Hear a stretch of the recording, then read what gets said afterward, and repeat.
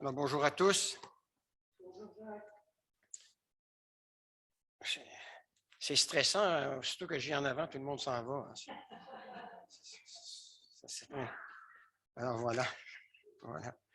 Alors, c'est vrai qu'on doit penser à nos frères et sœurs qui sont persécutés à travers le monde.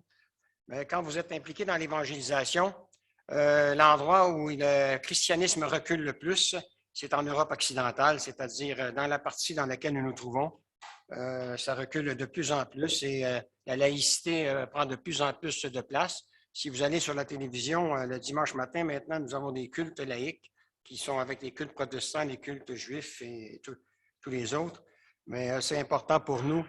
C'est vrai que nos frères et sœurs sont persécutés dans différents pays qui ont été mentionnés tantôt, mais on n'est pas à l'abri non plus, nous, de persécution un jour. On n'est pas à l'abri de rien. Et c'est pour ça que c'est important pour nous de transmettre ce message que nous ont laissé ceux qui nous ont précédés, cette bonne parole de Jésus-Christ. Alors, je remercie vraiment à la musique parce que tantôt, j'étais en haut et puis il y avait une acoustique fantastique. Ils répétaient, ils avaient une acoustique fantastique. On avait l'impression d'être dans un studio d'enregistrement. Donc, gloire à Dieu pour la musique. Merci aussi pour Lilo qui est de retour parmi nous, qui a présidé ce matin. Et merci pour ta présidence et pour les choix aussi, les choix des promesses de Dieu. J'aimerais en donner une autre. Moi, c'est celle-ci. Quand j'étais dans la détresse, j'ai appelé le Seigneur et il m'a répondu. Ça, c'est une belle promesse de Dieu. Alors, je ne sais pas ce que vous vivez ce matin, mais si vous êtes dans la détresse, et le mot détresse en hébreu, c'est dans une situation que vous avez de la difficulté à contrôler, eh bien, vous appelez le Seigneur, vous criez à lui, et le Seigneur, il dit, je vais vous répondre. Ah, gloire à Dieu pour cela. Le passage que nous allons examiner ce matin, eh bien, nous montre un David pourchassé, traqué par de nombreux problèmes qui menacent de l'engloutir. C'est un homme épuisé, abattu, découragé et déprimé qui se retrouve dans la fosse du désespoir. Et alors qu'il se trouve dans cet état, bien-aimé, il prend une décision insensée qui aura des conséquences très graves dans sa vie. Il vient à penser que Dieu l'avait oublié au point de croire que le plan que Dieu avait prévu pour lui avait échoué. Il va alors décider de prendre sa propre vie en main et il va commencer à vivre par lui-même. Et en pensant à cette étape de la vie de David, je vois en lui le portrait de nombreux chrétiens que j'ai rencontrés au fil des années dans mon ministère pastoral. C'est-à-dire des gens qui ont été sauvés par la grâce de Dieu, qui ont très bien commencé leur marche avec Dieu, mais qui, en cours de route, ont vu les choses ne pas se passer comme ils l'avaient imaginé. Et alors, découragés et désillusionnés, ils ont décidé de reprendre leur vie en main pour se retrouver dans la fosse de désespoir, comme ce fut le cas pour David. Spirituellement fragilisés, ces chrétiens ont pris une terrible décision qui a eu des répercussions terribles dans leur vie. Et au lieu de continuer non seulement à faire confiance au Seigneur et vivre en fonction de ses promesses, ils ont choisi, comme David, de s'éloigner du Seigneur et de vivre une vie charnelle remplie de compromis. En prenant cette décision insensée, eh bien, ils vont en payer un fort prix. Je voudrais, à partir de la vie de David, non seulement montrer ce qui nous amène à nous tromper dans les décisions que nous prenons dans la vie chrétienne, mais ce à quoi nous pouvons nous attendre lorsque nous prenons ces décisions et comment nous pouvons réparer les pots cassés et avancer par la suite avec Dieu. La première chose que nous allons examiner ce matin, c'est ce qui a amené David à prendre la décision insensée de quitter Israël pour aller vivre dans le pays des Philistins. Et nous trouvons la réponse dans le premier livre de Samuel, au chapitre 27, le verset 1. Il est écrit que David dit dans son cœur, « Je périrai un jour par la main de Saül. Il n'y a rien de mieux pour moi. » Vous imaginez, il n'y a rien de mieux pour moi que d'aller me réfugier, pas dans les bras du Seigneur, mais d'aller me réfugier ou de fuir au pays des Philistins, afin que Saül renonce à me chercher encore dans tout le territoire d'Israël, ainsi j'échapperai à sa main. L'homme selon le cœur de Dieu, qui a un cœur selon le cœur de Dieu, plutôt que de se confier entre les mains du Seigneur, il va se confier entre les mains d'un roi philistin, un des rois, finalement un roi qui était un ennemi naturel du peuple d'Israël. Avant que David prenne cette décision, il est sûrement arrivé quelque chose dans sa vie, et on va le voir, pour l'amener à prendre cette décision, non pas sur la base de celui qu'il adorait, mais sur la base de ses propres pensées. D'abord, le verset 1 nous montre que David a fait confiance finalement à la mauvaise personne. Dans ce verset, nous retrouvons David en train de discuter avec lui-même. Au lieu de se tourner vers Dieu pour demander conseil, comme il l'avait si souvent fait dans sa vie, David va se tourner vers lui-même pour demander conseil, et le conseil qu'il va recevoir, bien-aimé, sera tout sauf sage. Et en se tournant vers lui-même pour demander conseil, il va écouter, c'est-à-dire il va prêter l'oreille aux impulsions de son cœur pour en arriver à oublier toutes les grandes promesses que le Seigneur lui avait faites dans le passé. En écoutant les impulsions de son cœur, il va d'abord oublier que Dieu lui avait fait un jour la promesse qui serait le prochain roi d'Israël. Deuxièmement, il va oublier cette promesse qui avait été confirmée non seulement par Jonathan, le fils de Saül, mais par Abigail et par Saül lui-même qui serait roi en Israël. Bien-aimé, David a oublié toutes ces grandes promesses que Dieu lui a faites lorsqu'il a commencé à écouter son propre cœur au point de penser qu'il savait mieux que Dieu ce qui était le meilleur pour sa vie. Il aurait dû se rappeler que Dieu est un Dieu souverain qui contrôle toutes choses passées, présentes et à venir. Et dans le psaume 135, 6, le psalmiste nous dit non seulement il contrôle toutes choses passées, présentes et à venir, mais il réalise tout ce qu'il veut dans le ciel et sur la terre, sur les mers ou dans leur profondeur. Et ce, conformément à tout ce qu'il a décidé et voulu. Troisièmement, en écoutant les impulsions de son cœur, David va décider d'abandonner le plan que Dieu avait prévu pour lui, pour suivre le plan que son cœur lui avait dicté et quitter finalement le chemin de la vie que Dieu avait tracé pour lui. Bien-aimés, on n'est pas ici ce matin pour porter un jugement sur David, parce que nous sommes tous des êtres humains comme David. Et ce qui est arrivé à David, ça peut nous arriver, ça peut vous arriver à vous, ça peut m'arriver à moi. À un moment donné, dans un moment de détresse, on met la parole de Dieu de côté, on met les promesses de Dieu de côté, et là, on est troublé à l'intérieur de nous, et on commence à suivre les impulsions de notre cœur. Et là, on est livré à nous-mêmes, parce qu'on va le voir tantôt, le cœur n'écoute pas toujours la parole de Dieu. En décidant qu'il serait préférable pour lui de fuir vers le pays des Philistins où il croyait se mettre à l'abri des attaques du roi Saül, David cohabitait et fraternisait non seulement avec les ennemis de Dieu, mais avec les ennemis du peuple d'Israël lui-même. Imaginez le futur roi, bien-aimé, imaginez le futur roi d'Israël courant vers les ennemis jurés de Dieu et du peuple d'Israël pour demander de l'aide. C'est le genre de pétrin dans lequel le cœur de David l'avait entraîné. En faisant confiance aux impulsions de son cœur, David avait pris une décision qui était dictée par ses sentiments. Il avait oublié que la vie chrétienne n'était pas une question de sentiments, mais que c'était une question de foi. Il avait oublié que le juste est appelé à vivre par la foi. Amen. Il avait oublié que le juste était appelé à vivre par la foi et non par la vue. Bien-aimés, il faut être prudent, voire même se méfier lorsque nous faisons confiance aux impulsions de notre cœur. Lorsque nous écoutons notre cœur, nous entrons en contact avec notre vieille nature ou nous réveillons notre vieille nature, qui est une nature déchue et qui voit toujours les choses à partir non pas des choses invisibles, mais à partir des choses visibles. Nous savons bien comment se manifeste l'activité de notre propre nature.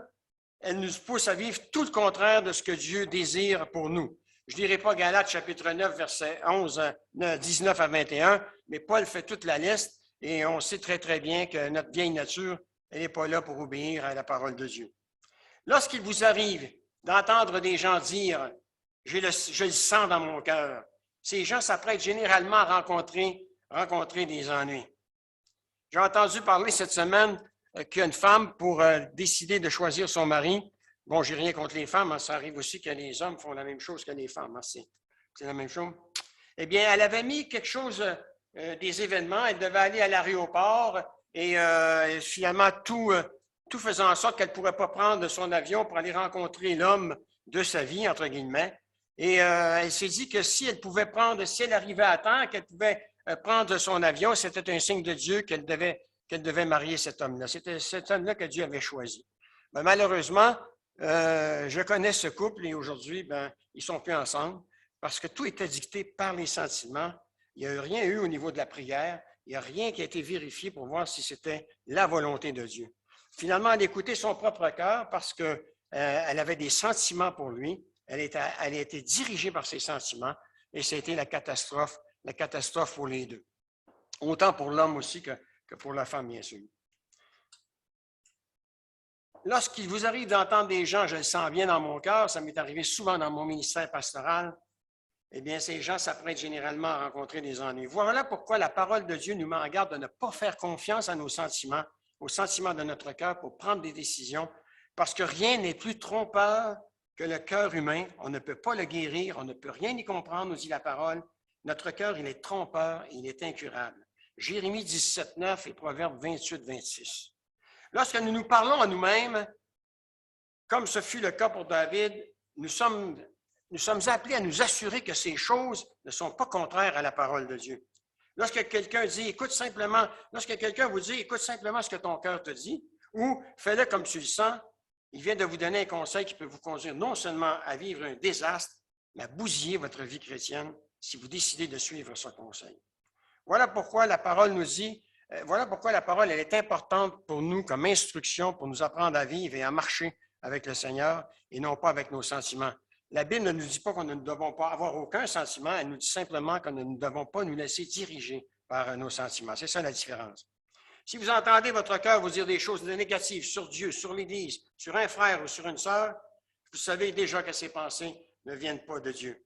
Votre cœur vous trompera, bien-aimé, vous séduira, vous mentira et vous conduira sur le chemin large qui mène à la perdition. Si vous écoutez les impulsions de votre cœur, non seulement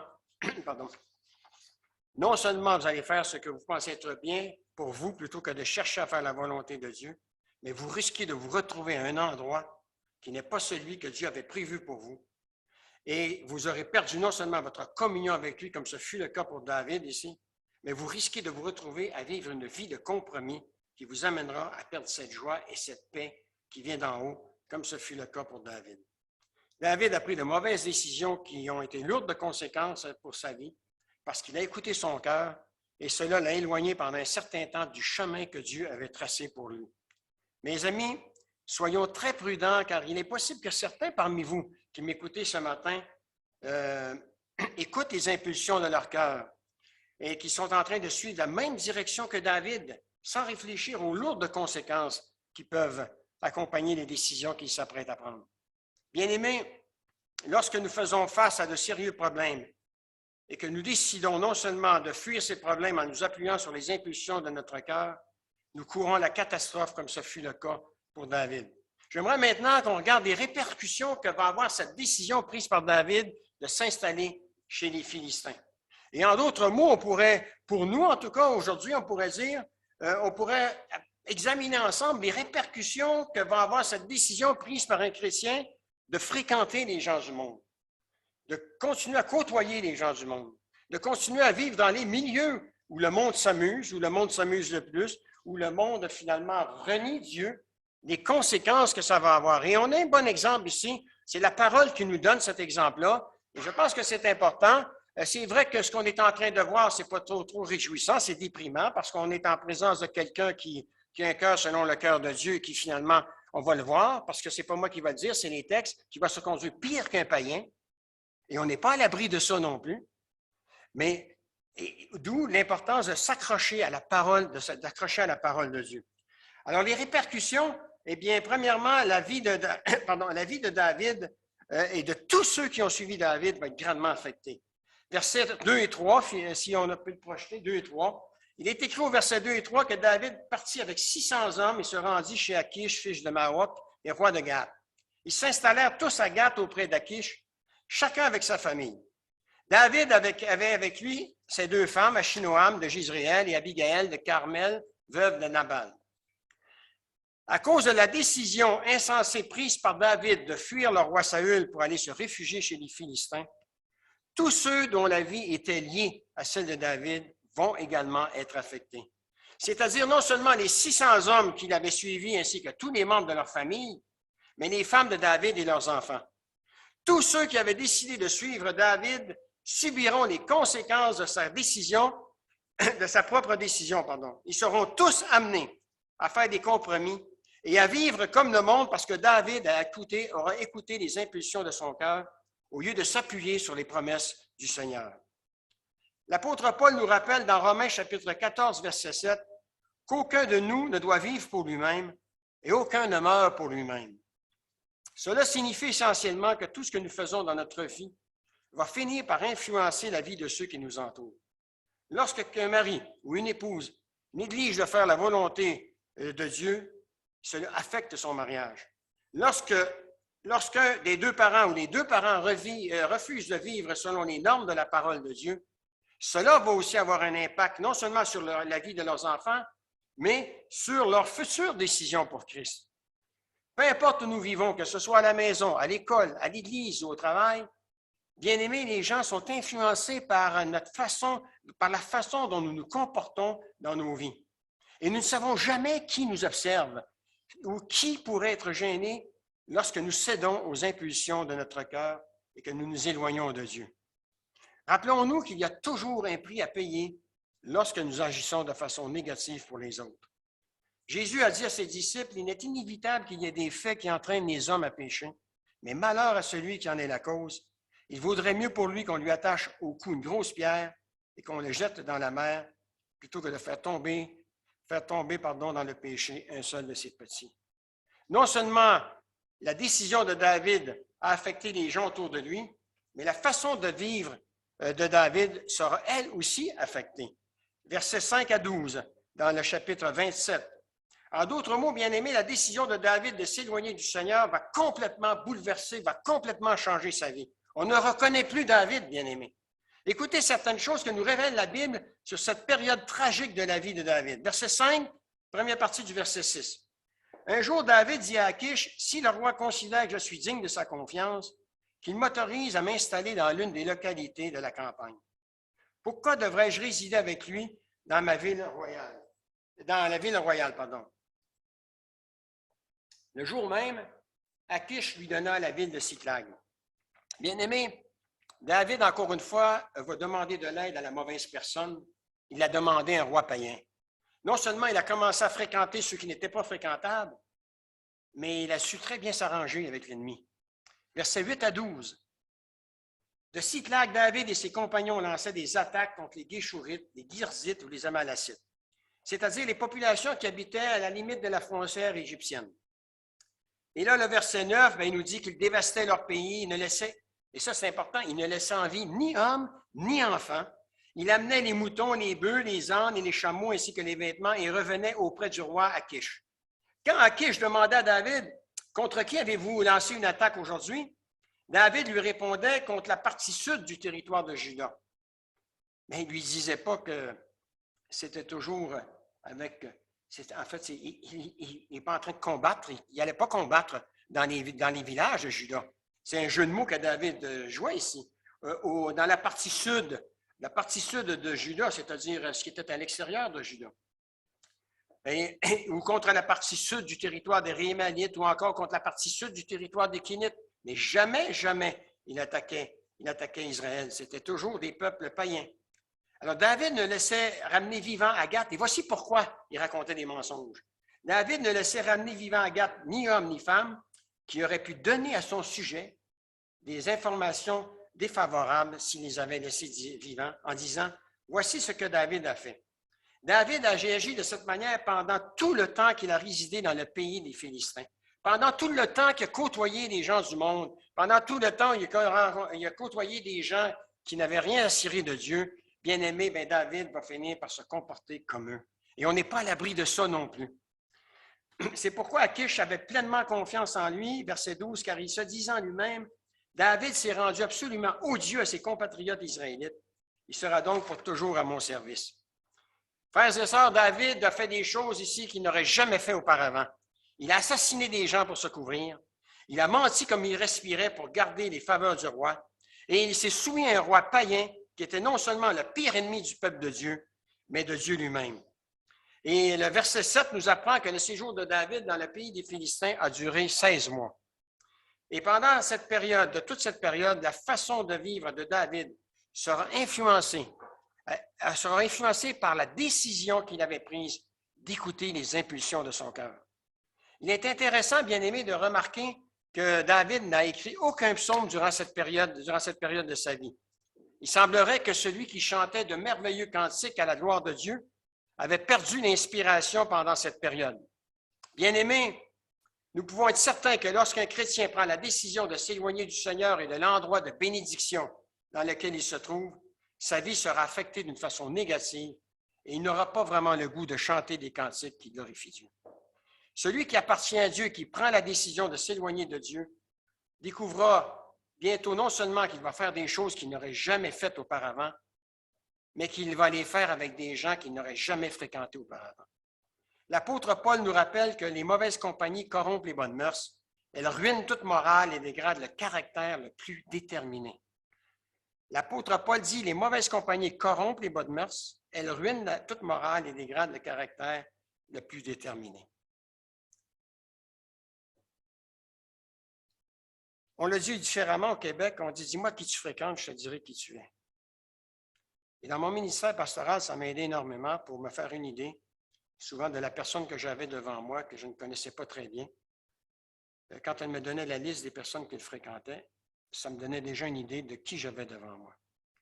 Et c'est important parce que dépendant qui on va fréquenter, ou le fait qu'on fréquente quelqu'un, c'est parce que souvent on a des affinités avec cette personne. Je ne parle pas de quelqu'un qu'on rencontre une fois par mois, mais quelqu'un avec qui on prend plaisir finalement à fréquenter. Eh bien, souvent, c'est parce qu'on a des affinités avec ces personnes-là.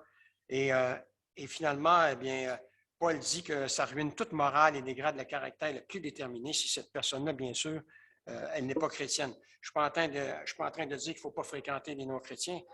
C'est très, très bien de les fréquenter pour leur transmettre la parole de Dieu. Ça, c'est officiel. Hein? On ne doit pas aller à côté de ça. Mais il faut faire attention de ne pas se laisser emporter par les sentiments de notre cœur et aller dans des domaines avec les non-chrétiens qu'on ne devrait pas aller, quoi. Et en jetant un coup d'œil autour d'eux, David et tous ceux qui l'ont suivi constateront non seulement que leur style de vie avait changé, mais que pendant ces 16 mois, ils avaient dépéri loin de chez eux. De plus, ils découvriront non seulement que les cantiques qu'ils chantaient n'étaient plus que de vagues souvenirs, mais que la joie qu'ils trouvaient près du Seigneur avait aussi disparu.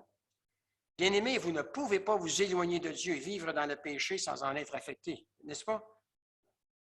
Bien-aimés, non seulement la décision de David avait affecté les gens autour de lui, non seulement la façon dont David va gérer sa vie sera affectée, mais la paix que David avait dans son cœur sera elle aussi affectée. Chapitre 29, versets 1 à 11. Quelqu'un a dit que non seulement le péché vous amènera encore plus loin que vous aviez prévu aller, mais qu'il restera accroché après vous plus longtemps que vous aviez prévu de le pratiquer et qu'il vous coûtera plus cher que vous aviez évalué le prix à payer pour le pratiquer. Quelqu'un a dit que non seulement, et c'est une parole de sagesse pour moi ça, quelqu'un a dit non seulement, et ça répond à une parole de l'apôtre Paul dans 1 Corinthiens qui dit « Faites attention de ne pas redevenir esclave d'un péché ». Quelqu'un a dit que non seulement le péché vous amènera encore plus loin que vous aviez prévu aller avec ce péché, mais qu'il restera accroché après vous plus longtemps que vous aviez prévu de le pratiquer et qu'il vous coûtera plus cher, c'est-à-dire les conséquences. Il vous coûtera plus cher que vous aviez évalué le prix à payer pour le pratiquer. Nous voyons dans cette parole de sagesse se concrétiser dans la vie de David. Dans ce passage, David était tombé aussi loin qu'un homme pouvait tomber, car non seulement il était loin d'accomplir la volonté de Dieu, non seulement il était loin de marcher dans les voies de Dieu, mais bien aimé, il était prêt à collaborer activement avec l'ennemi pour combattre le peuple de Dieu. La bonne nouvelle, c'est que David ne s'amusait pas du tout, car croyez-vous, non seulement son péché avait affecté la vie de tous ceux qui l'avaient suivi, non seulement le péché avait affecté la façon de vivre de David, non seulement le péché avait affecté la paix qui habitait dans son cœur, mais au chapitre 29, nous voyons concrètement dans les versets 1 à 5 que son péché lui avait fait perdre son identité en tant que croyant. David avait cru en allant se réfugier à Gath qu'il serait en sécurité parce que le roi Saül avait cessé de le pourchasser. Il avait oublié que sa sécurité, c'était le Seigneur. Écoutant les sentiments de son cœur, il a dit, en changeant de pays, en quittant Israël, bien, Saül n'osera pas me pourchasser chez les Philistins, donc je vais être tranquille. Ben, c'est un leurre, hein? C'est un leurre. Pardon. Alors, il croyait qu'il pourrait maintenant vivre en paix, mais il avait perdu la paix de Dieu qui résidait au plus profond de son âme. Et les versets, chapitre 29, versets 1 à 5. Il est écrit que les Philistins avaient rassemblé toutes leurs troupes à Aphek, tandis que les Israélites campaient à la source proche de Gisraël. Les chefs des Philistins défilèrent à la tête des compagnies et des régiments. David et ses hommes qui accompagnaient le roi Akish ne défilèrent qu'en dernier, c'est-à-dire qu'ils se trouvaient derrière toutes les troupes des Philistins. Les officiers philistins demandèrent « Qui sont ces Hébreux? » Akish leur répondit « Mais ne reconnaissez-vous pas David, qui fut au service de Saül, le roi d'Israël, mais qui est avec moi depuis 16 mois? Du jour où il a abandonné son maître jusqu'à présent, je n'ai aucun reproche à lui adresser. » David s'était très bien adapté à sa nouvelle vie, n'est-ce pas? Les officiers philistins se mirent en colère contre Akish et lui dirent « Renvoie cet homme, qu'il retourne à la ville où tu lui as permis de résider.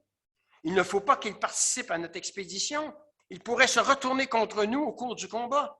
En effet, comment regagnerait-il le mieux la faveur de son ancien maître, sinon en lui livrant nos hommes? N'oublions pas que c'est ce David dont les femmes disaient en chantant et en dansant, Saül a battu des millions d'ennemis, David en a battu des dizaines de milliers. Bien-aimés, les versets 1 à 5 nous montrent que David avait perdu son identité en tant que croyant. Il est écrit que David était prêt à s'unir aux Philistins pour aller combattre le peuple d'Israël. Mais voilà, même les Philistins ne voulaient pas de lui.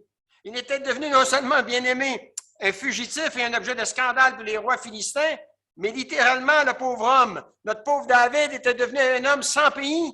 Il ne représentait plus rien pour eux. Et les versets 6 à 8 nous montrent jusqu'à quel point il était tombé bas. Regardez 6 à 8. À qui je vais appeler David et lui dire, « Par le Seigneur vivant, tu es un homme loyal. Je trouvais judicieux que tu participes avec moi à cette expédition militaire. » Vous imaginez à quel point le roi philistin avait confiance dans la fidélité, dans la loyauté de David.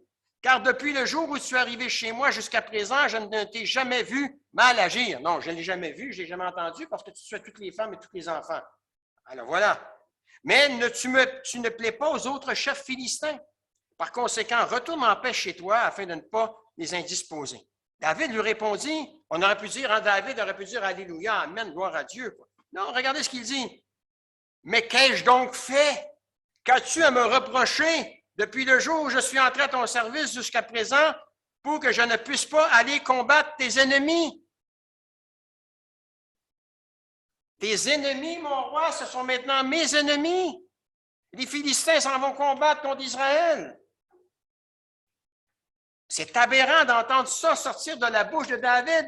Et bien aimé, on n'est pas à l'abri de ça, c'est ça. Moi, je pense que c'est la leçon pour nous.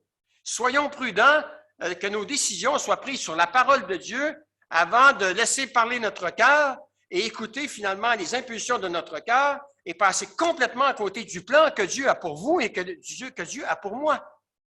Parce que si on suit les impulsions de notre cœur et on risque de fréquenter ou de rencontrer des gens qui vont, entre guillemets, en apparence nous aider, mais pas pour notre bien spirituel, pour alimenter finalement l'aspect charnel de nos vies, mais pas le côté spirituel, puisqu'ils ne connaissent pas Dieu.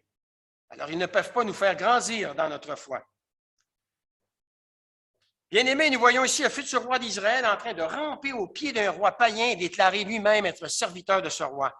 Il va même dire que les ennemis du roi Akish sont ses ennemis, et le roi Akish va reconnaître David comme étant un de ses serviteurs, un de ses fidèles serviteurs. Maintenant, écoutez bien ce que le roi, c'est extraordinaire ce passage. Écoutez bien ce que le roi philistin va dire dans les versets 9 à 11 à David. On a l'impression que c'est un chrétien qui parle. Hein? Tu m'es aussi agréable qu'un ange de Dieu. Tu m'es aussi agréable qu'un ange de Dieu. Seulement, David, les Philistins, eh bien, m'ont dit, il ne doit pas participer à notre expédition. Tu devras donc te lever tôt demain matin, de même que les hommes qui t'ont accompagné, et vous allez à Siglag. Et retourne à Siglag. Ne garde pas de rancune dans ton cœur, car tu m'es agréable lève-toi tôt et partez dès qu'il fera jour. Le lendemain matin, David et ses compagnons se retournèrent, nous dit le texte, et se levèrent, tôt pour retourner au pays des Philistins. Bien-aimés, comme le fils prodigue, David et tous ceux qui l'ont suivi vivront avec un faux sentiment de sécurité, et ce, même si le Seigneur gardait malgré tout son regard sur eux. Par contre, mais qu'il s'apprêtait à les corriger, car ils avaient oublié que le Seigneur réprimande et corrige tous ceux qui l'aiment. Tout ce qu'il demande, c'est de faire preuve de zèle et se repentir. Il n'est pas trop, ses exigences au Seigneur, il n'est pas trop élevé. Hein? Tu vis contrairement à ma parole, tu t'amuses avec un péché. Écoute, je ne te demande pas un prix en argent, je te demande juste de t'humilier, de venir devant mon trône de la grâce, confesser ton péché, et moi je suis prêt à te pardonner. Quel Dieu nous avons, n'est-ce pas? Quel Dieu nous avons? Dieu, il est unique, bien-aimé. Dieu, c'est un Dieu unique. On ne peut pas le limiter.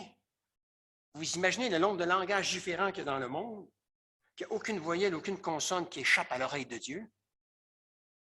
Vous vous imaginez finalement tout ce qui se passe dans le monde, rien n'échappe au regard de Dieu. Dieu, c'est un Dieu unique. Et pourtant, à travers toute la population qu'il y a mondiale, il a tous ses enfants. Il y a un regard pour chacun de ses enfants en particulier. C'est extraordinaire. On n'est pas un ensemble pour Dieu. On est une personnalité différente. On est unique. Et Dieu est capable de répondre à nos besoins, de nous écouter à chaque jour pour répondre à nos besoins, parce qu'à cause de son unicité, il est inimitable, bien-aimé. Gloire à Dieu qu'on n'a pas un Dieu rancunier, un Dieu qui n'oublie pas et un Dieu vengeur. Parce qu'il n'y aurait plus d'église ici, il n'y aurait plus personne dans cette place aujourd'hui. Parce que ça voudrait dire que la grâce de Dieu nous a fait défaut et qu'on est perdu. Bien-aimé, on a un Dieu extraordinaire. Un Dieu qui est assis sur son trône de grâce, avant de s'asseoir sur son trône de jugement, il est assis sur son trône de grâce et il attend que ses enfants viennent nous partager les requêtes, viennent partager leurs fardeaux, viennent confesser leurs péchés pour les bénir, pour les pardonner et les bénir, bien-aimés. C'est le Dieu que nous sommes appelés à servir. C'est le Dieu, finalement, Jésus-Christ, qui est descendu sur la terre, qui s'est humilié et qui est venu, finalement, nous sauver. C'est extraordinaire, ce Dieu. C'est merveilleux, bien-aimés. Bien-aimés, notre consolation, c'est de savoir que le Seigneur corrige celui qu'il aime, qu'il punit celui qu'il reconnaît comme son fils. C'est quand on fait des bêtises, quand on baigne dans le péché, qu'on ne subit pas, on ressent, que Dieu n'intervient pas dans notre vie, qu'on devrait se poser des questions. Parce que si on est vraiment ses enfants, bien-aimés, moi, mon père, en tout cas, quand je les obéissais, je peux vous dire une chose, il n'a jamais laissé passer une désobéissance. Il venait me chercher, hein, parce que j'étais son enfant. Et quand je disais qu'un autre à côté, celui qui habitait à côté de chez moi, avait fait la même bêtise, mon père, il disait, c'est pas mon problème, il ne m'appartient pas, il ne fait pas partie de ma famille. C'est la même chose avec Dieu. Si on appartient au Seigneur, quand on commet une bêtise, quand on baigne dans le péché, eh bien, il faut s'attendre à ce que Dieu intervienne. Pas parce qu'il prend plaisir à nous punir, parce qu'il veut nous pousser à nous repentir et à redémarrer sur de nouvelles bases et nous faire grandir. Amen. Bien-aimés, ne nous y trompons pas, ne se moque pas de Dieu. Ce qu'un homme aura semé, il le récoltera aussi. Et David, bien-aimé, s'apprête à récolter la moisson de la méchanceté qu'il avait semée. Chapitre 30, versets 1 à 5.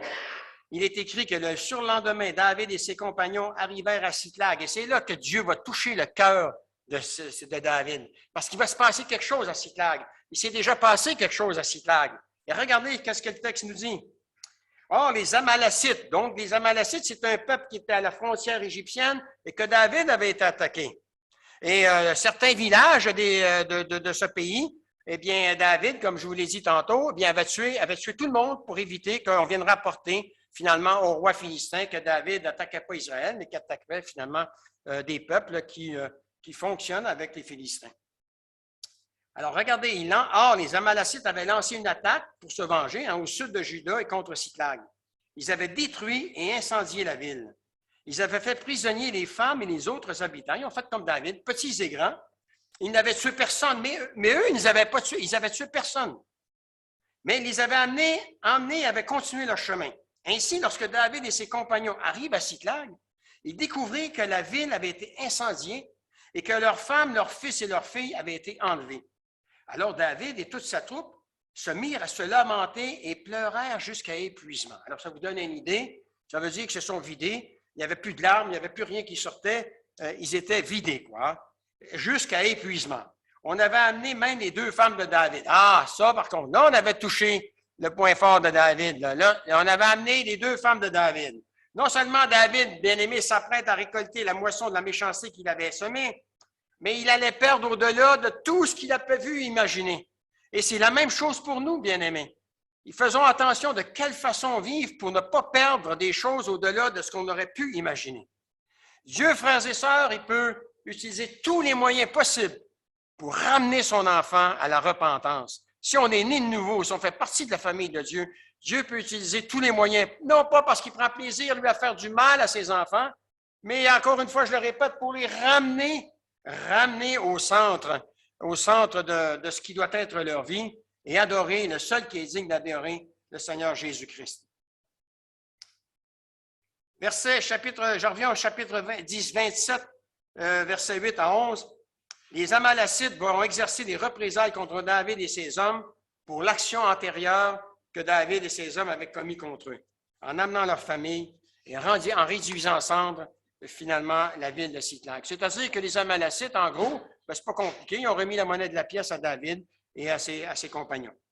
Pourtant, bien aimés, ces païens vont montrer plus de grâce et de compassion que David, l'homme de Dieu avait montré à ses ennemis en épargnant leurs femmes et leurs enfants. Bien aimé, en écoutant les impulsions de son cœur, David avait atteint le fond du baril. Il ne pouvait pas aller plus loin. Chapitre 30, verset 6. David était dans une situation très angoissante, nous dit le texte, car ses compagnons parlaient de le lapider. Tous éprouvaient en effet de l'amertume, chacun à cause de ses fils et de ses filles. Ça allait bien, on était tout heureux de suivre David quand tout allait bien, mais là, on a commencé à enlever les femmes, on a commencé à enlever les enfants. Alors, au niveau affectif, eh bien, les compagnons de David, c'était le trop plein, là, c'était le trop plein. Et lorsque ces hommes vont voir la ville de Siclag qui rassemblait, un champ de ruines, ils vont non seulement se retourner contre David, mais ils vont menacer de le tuer parce qu'ils réalisaient à juste titre que toutes ces tragédies, bien-aimés, étaient le résultat de la décision insensée de David. Oh, il avait oublié, eux autres, qui avaient dû décider de le suivre. Mais ce qui était important, c'est comme dans d'autres histoires de la Bible, c'est le chef qui paye le prix, quoi. Hein? Ce n'est pas nécessairement les hommes, hein, c'est le chef qui paye le prix.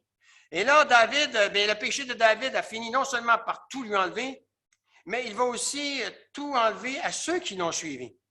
Quel portrait effrayant nous avons ici, bien-aimés, dans ce texte, du pouvoir et du potentiel que le péché peut avoir sur nos vies.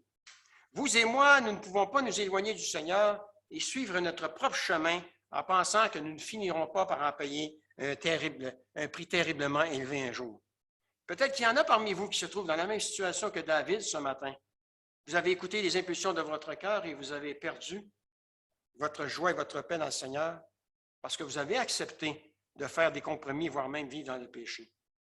Peut-être, si c'est là votre cas ce matin, permettez-moi de vous poser un certain nombre de questions sans esprit de jugement. Alors, ce sont des questions que je me suis posées à moi aussi.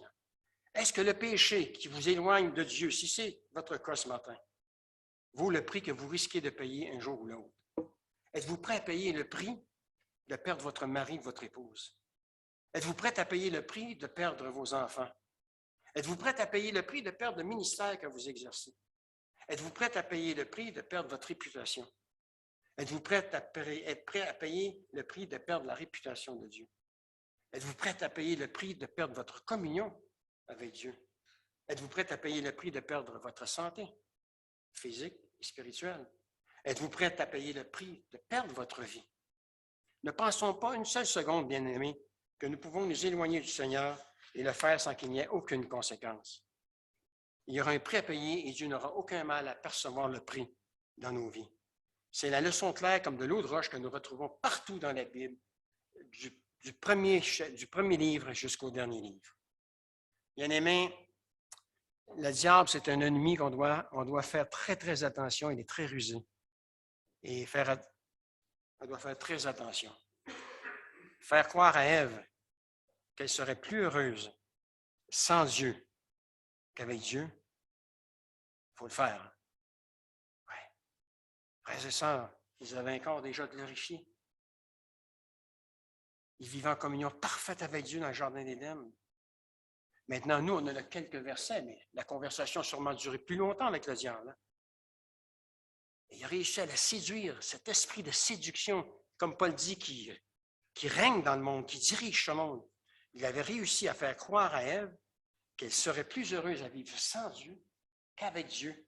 Ce qu'il lui a proposé, c'est « deviens ton propre Dieu ». Pourquoi tu te soumettrais à un autre Dieu alors que tu peux devenir ton propre Dieu? Et frères et sœurs, c'est un défi qu'on a tous les jours, ça. C'est un défi pour nous qui se présente dans nos vies à chaque jour. Alors Dieu l'a rappelé à son peuple de ce que je viens de vous dire dans Nombre, chapitre 32, verset 23. Si vous n'agissez, parce que souvent, si vous n'agissez pas selon ma parole, vous commettez un péché envers moi et vous en subirez les conséquences. Et il termine en disant, sachez le bien. Sachez le bien. Avant de prendre la décision insensée de nous éloigner du Seigneur, considérons le prix que nous pourrions avoir à payer plus tard. Je remercie le Seigneur que l'histoire ne s'arrête pas là. Heureusement, bien-aimé, n'est-ce pas? Sinon, j'aurais avoir su, si je m'étais arrêté là ce matin, j'aurais demandé à notre frère, merci, à 72 ans, j'oublie les prénoms facilement, je me souviens pas encore de ton prénom, j'imagine. Mais je sais que tu vas me pardonner en Jésus. Merci, voilà. Sinon, j'aurais dit à Lino de distribuer les Valium avant de vous asseoir, hein, mettre ça à côté de votre petite coupe de vin et vous prenez ça avant de commencer le culte et non pendant le culte. Alors, ici, eh bien, je remercie le Seigneur que l'histoire ne s'arrête pas là. Je suis heureux que ce passage se termine par le rétablissement de la relation de David avec son Dieu, car au verset 6 à 8 du chapitre 30, nous voyons que David s'est repenti et rétabli sa relation avec le Seigneur. On ne voit pas une prière de repentance comme dans le psaume 51, mais il y a des outils. Par contre, au verset 6, il est écrit dans la dernière partie du verset 6 que David se fortifia, c'est-à-dire reprit courage en s'appuyant sur l'Éternel, son Dieu. Ça veut dire qu'il s'est passé quelque chose avant. Ça veut dire que David a reconnu qu'il avait vécu par lui-même, pour lui-même, et qui est venu devant le trône de la grâce de Dieu, qui a confessé son péché, qui se repentit, qui a décidé de remarcher avec le Seigneur, la main dans la main, comme il faisait dans le passé. Et ça, c'est ce qu'il aurait dû faire depuis le début. Hein. Quand David a perdu tout ce qu'un homme pouvait perdre, bien-aimé, il va enfin se tourner à nouveau vers Dieu. Peut-être s'est-il rendu compte alors, en voyant les vies brisées et anéanties de tous ceux qui l'avaient suivi, ainsi que les conséquences qui en résultaient, qu'il était allé trop loin, que cela l'a réveillé, l'a secoué, bien-aimé. David va alors reconnaître son péché, il va alors se tourner vers Dieu dans un esprit de repentance, sachant ou se rappelant qu'il pouvait faire confiance à Dieu pour qu'il lui pardonne sa folie passagère. Maintenant, chapitre 30, toujours verset 7, il est écrit que David dit au prêtre Abiatar, fils d'Ahimelech, « Apporte-moi les objets sacrés pour consulter, c'est-à-dire prier, en hébreu, le Seigneur. » Et Abiatar les lui apporta. Frères et sœurs, c'est ce que David aurait dû faire au début de cet épisode qu'on vient de lire à partir du chapitre 27. Consulter Dieu plutôt que d'écouter son cœur. Il va prier pour rechercher non seulement à faire la volonté de Dieu, mais pour rechercher aussi l'aide de Dieu. David, l'homme en qui Dieu avait trouvé en lui un cœur selon son cœur, avait retrouvé un niveau spirituel où il pouvait compter à nouveau sur le Seigneur. Voilà pourquoi il est venu se présenter avec confiance devant Dieu, qui l'a entièrement restauré. Chapitre 30, versets 8 et 9, David interrogea le Seigneur en disant, c'est intéressant, hein? Là, il n'interroge pas finalement son cœur, il n'interroge pas un roi philistin. Là, il interroge le Seigneur. Si je poursuis cette bande de pillards, est-ce que je les rattraperai? Poursuis-les, répond le Seigneur. Tu les rattraperas et tu délivreras les prisonniers. Alors David et ses 600 compagnons se mirent en route et on connaît la suite. Quand David entend la direction du Seigneur pour sa vie, bien-aimé, il n'hésite pas, il part avec ses hommes pour faire ce que le Seigneur lui a dit de faire.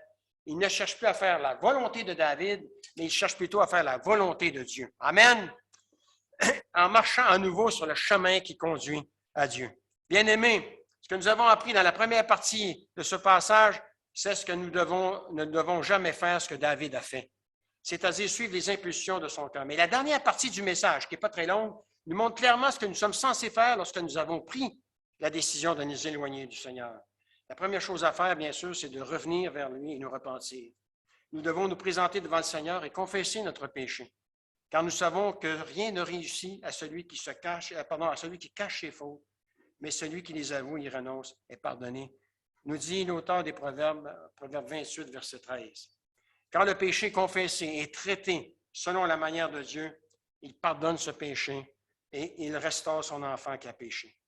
Peu importe ce que nous avons fait, peu importe ce que nous avons fait, bien-aimé pour Dieu, il n'y a pas de péché véniel, il n'y a pas de péché mortel, il n'y a pas de sacrilège. Pour Dieu, les péchés sont tous égaux. Un petit mensonge, c'est comme un adultère pour Dieu. Il n'y a pas de niveau de péché pour Dieu. C'est pareil. On raconte un mensonge, c'est aussi pire que si on avait tué quelqu'un. On calomnie quelqu'un, c'est comme si on a commis un meurtre. Et vous savez pourquoi? Parce qu'on vient de tuer, en faisant une calomnie, on vient de tuer la réputation de la personne. C'est aussi grave qu'un meurtre. Dieu traite nos péchés sur le même niveau. Et ça nous évite de nous présenter devant le Seigneur en disant, Seigneur, je viens te demander pardon, mais je n'ai pas fait quand même quelque chose de grave. Hein? Quand on commence à faire la liste, on est peut-être gêné de se présenter devant le trône de la grâce de Dieu. Pour Dieu, les péchés sont tous pareils, ils sont tous traités au même niveau. Frères et sœurs, ça a pris combien de péchés pour chasser Adam et Ève du jardin d'Éden? Un seul. C'est la même chose pour nous. Ça en prend juste un pour, souvent, éteindre notre relation avec Dieu. Et c'est pour ça qu'on a accès à ce trône de grâce 24 heures sur 24 pour rétablir le plus vite possible cette relation avec le Seigneur. Frères et sœurs, c'est une véritable bénédiction de savoir que personne ne peut dire qu'il ne succombera jamais à la tentation. La tentation est ce qui est arrivé à David, peut aussi nous arriver si nous écoutons les impulsions de notre cœur. La bonne nouvelle, encore une fois, c'est que si vous vous êtes éloigné de Dieu, vous devez savoir que vous pouvez rentrer à la maison aujourd'hui et trouver complètement le pardon et la restauration devant le trône de la grâce de Dieu.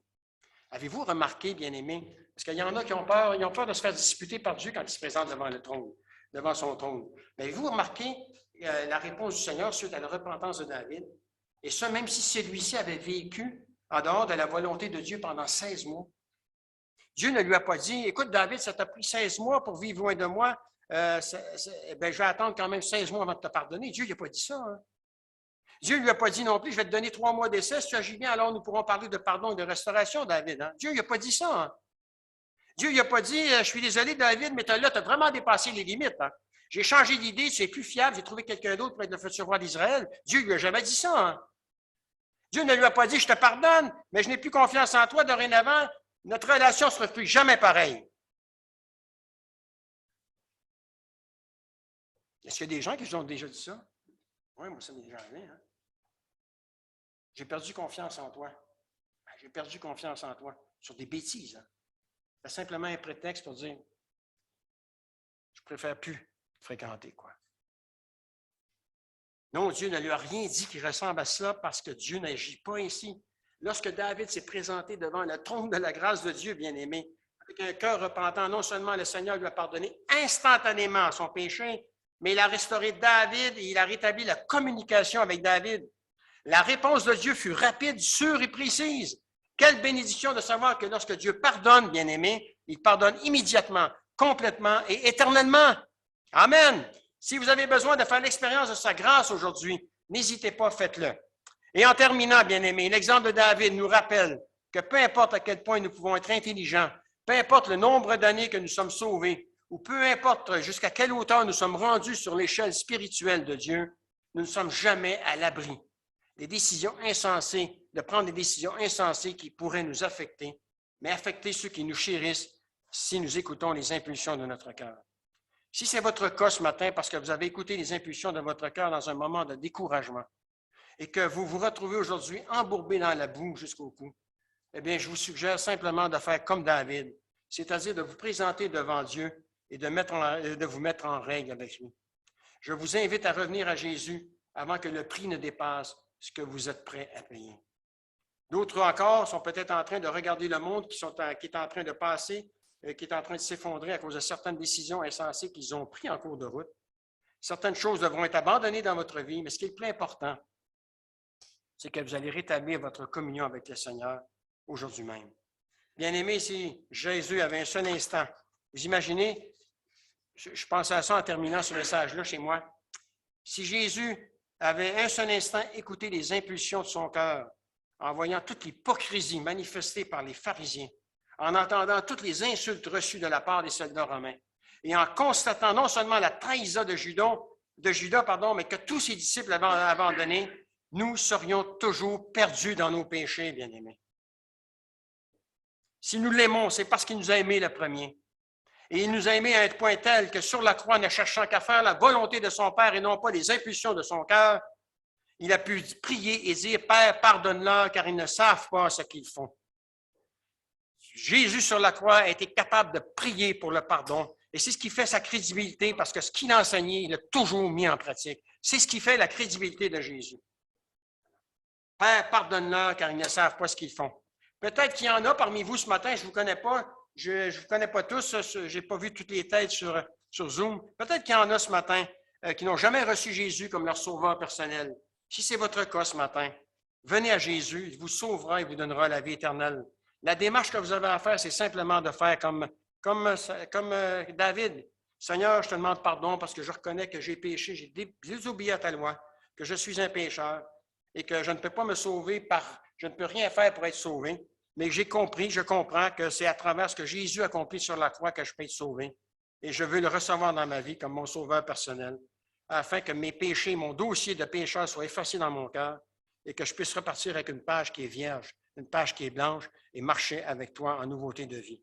Et merci aussi non seulement pour sa croix, merci pour son sacrifice, mais merci aussi parce qu'il est ressuscité. Voilà mon espoir vivant. Voilà mon espoir vivant. Voilà pourquoi nous avons peur de mourir comme les gens du monde qui ne connaissent pas le Seigneur. Nous savons qu'il y a une vie après la mort. Nous savons que la mort, ce n'est pas la fin de tout pour un chrétien, c'est le début d'une nouvelle vie en Jésus-Christ, sur cette nouvelle terre et ces nouveaux cieux que Dieu va créer. Vous êtes amen à ça. Amen. Bien-aimés, que le Seigneur vous bénisse, que le Seigneur vous remplisse de sa présence, que le Seigneur vous protège des attaques du malin et que vous puissiez le glorifier en toutes choses. Que sa parole soit bénie éternellement. Amen.